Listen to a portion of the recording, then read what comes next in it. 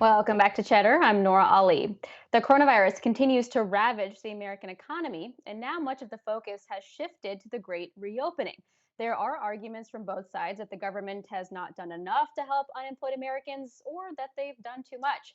Texas Representative Dan Crenshaw has introduced legislation that would, quote unquote, fix the CARES Act and give people an incentive to get back to work. I'm now joined by the Congressman. Congressman, great to have you here with me today. Hope you are staying safe. Can you explain how this legislation might help to alleviate the difficult choice that American workers are facing right now? Yeah, I want to unpack the problem that we're facing first. So, in many states, because of their unemployment insurance programs, what you see is a disincentive to get back to work. So, if you've been laid off and maybe your business is getting back on its feet and it wants to rehire you and bring you back, well, in many cases, you're making more money on unemployment than you would going back to work. And that's because we added that $600 extra per week to help the unemployed. So this isn't really a question of whether we're helping them too much or too little. We need to help them, period. But we also can't disincentivize work. So I think the best way to solve that is this bill.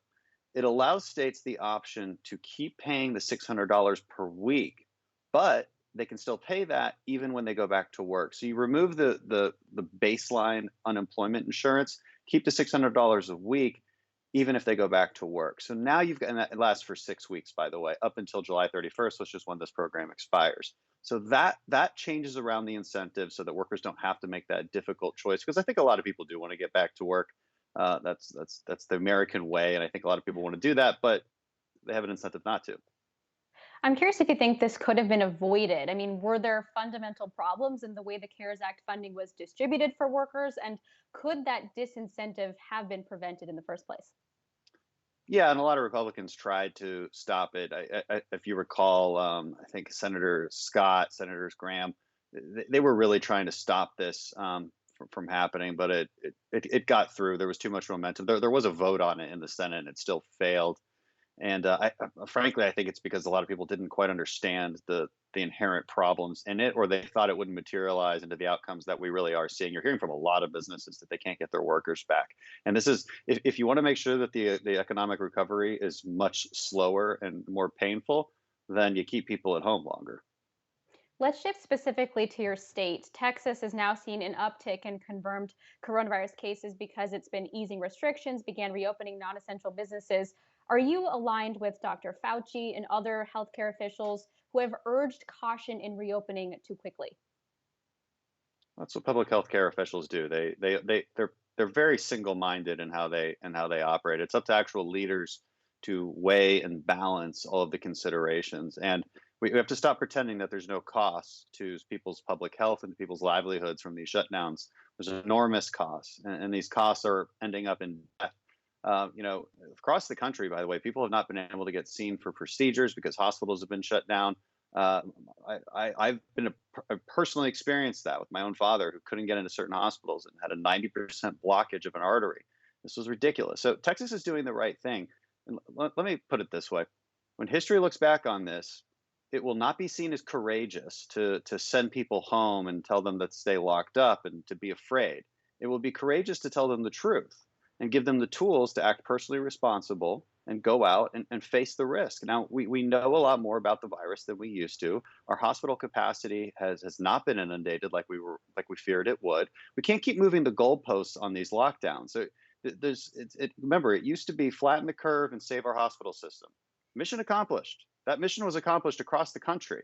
Okay, aside from New York City, the rest of the country has not seen massive outbreaks. You can't keep locking people down until there's no cases, but that seems to be where the sort of, if it saves one life crowd seems to be. They keep moving the goalposts, and I think the American people are very frustrated by this. They feel like they've been lied to because they have.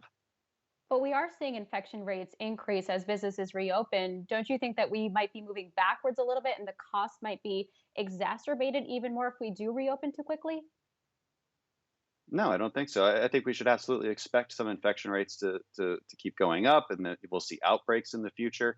Again, we have to relieve ourselves of this crazy notion that locking down was going to remove all outbreaks and that we could only have one trend, some kind of downward trend. Never in human history have we thought that way about a pandemic. Never.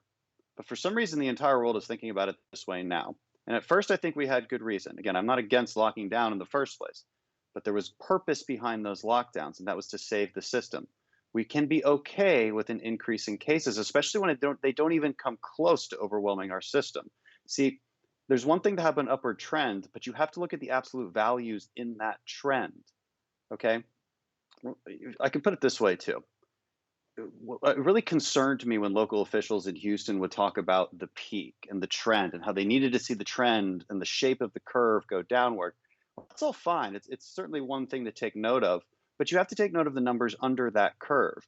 Because think of it this way, if we only have 100 new cases a day in Houston, which has been about average, sometimes it's less, sometimes it's a little bit more, that's incredibly small for a very large city and incredibly small compared to a city like New York.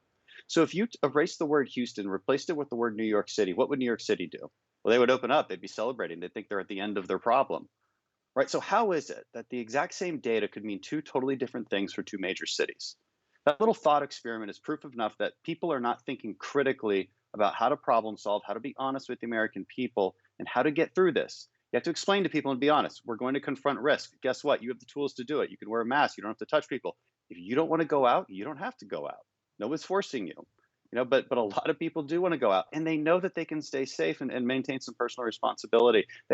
People also inherently know whether they're susceptible to this or not. Like we can protect the vulnerable populations while letting other people get back to work. We don't have to think in such a binary way about this. Since it is different from region to region, do you have a threshold of acceptable increase in infection rates, even death rates, as we do start to reopen? What are you comfortable with?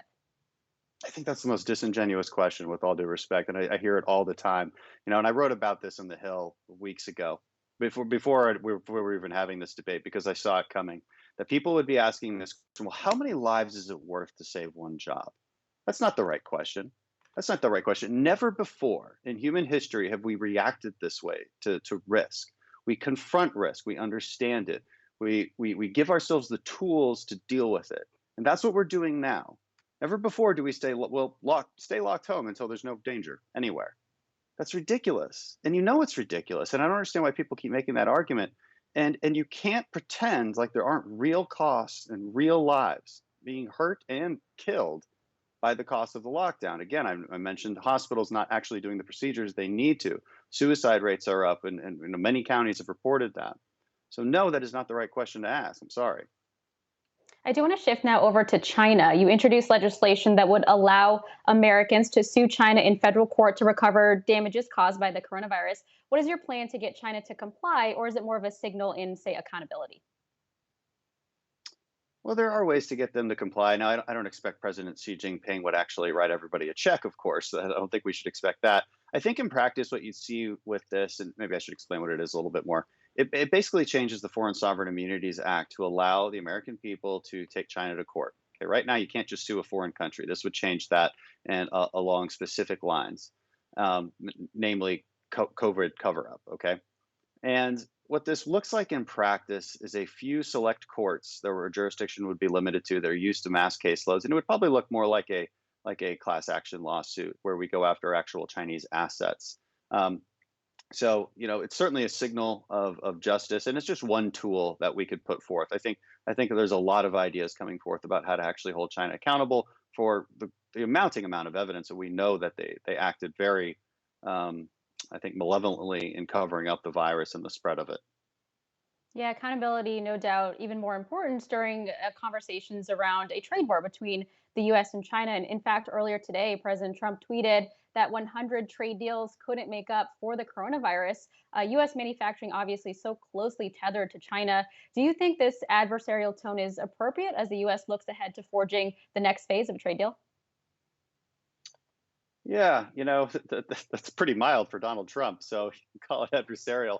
Um, but listen, we need to take a hard line towards China. We as Americans, as Western civilization, we've been hoping for China's rise to be benevolent and good for the world, and that they would be a key player and a global player the way we think they should be. It didn't happen. It didn't happen. I think a lot of us hoped for that, and we may be good reason to hope for that, but it didn't happen. And they've made that clear well before COVID-19. And there is time for a very candid discussion about rebalancing and making them pay for what they did. Again, there's mounting evidence of this. This isn't This isn't theory at this point. They're not letting people investigate the virus. We have very good information about where it came from. We know that they let people travel internationally, but not domestically. We know that they got the WHO to lie about the human to human transition. We know all this in hindsight. There has to be some accountability. Now, how you implement that accountability will be complicated, and there needs to be good discussions about it. But I think the fact that there's political will to confront them is absolutely necessary and a good thing. And we have seen the effects of trade sanctions already on American businesses during the trade war before that first phase of the trade deal was reached. Are you maybe worried about retaliation from China in the form of tariffs or, say, other trade related limitations? Yeah, of course. I was worried about them before as well. There's companies in my district that were hurt by tariffs. Tariffs are a very blunt tool. I definitely like to see maybe more targeted action against Chinese firms because Chinese firms tend to be at least have some kind of relationship with the CCP, the Chinese Communist Party. So I'm a fan of targeted action, maybe limiting their ability to invest here. Again, there's a lot of good ideas I think being thrown around in Congress, and it's time for us to get back to work. First of all, discuss those ideas and figure out what needs to be done. Thank you again for your time. Hope you do stay safe. That's Texas Representative Dan Crenshaw. Thanks again for your time.